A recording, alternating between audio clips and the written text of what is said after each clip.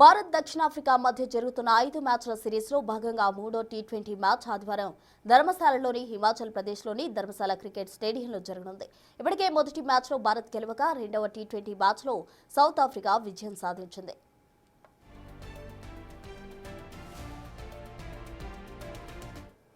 మూడవ టీ20 మ్యాచ్లో విజయం సాధించిన జట్టు సిరీస్లో ముందంజలో నిలవనుంది. దీంతో ఈ మ్యాచ్ రసవత్తంగా మారనుంది.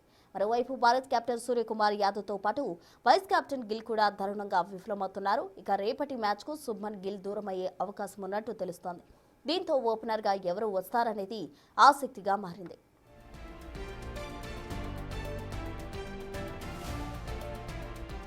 వన్డే సిరీస్లో సూపర్ ఫామ్లో ఉన్న రుతురాజ్ గైక్వాడ్ మూడో టీ20 మ్యాచ్లో జట్టులో చోటు దక్కించుకునే ఛాన్స్ ఉంది. అలాగే భారత జట్టులో కీలక మార్పులు జరగనున్నట్టు తెలుస్తోంది.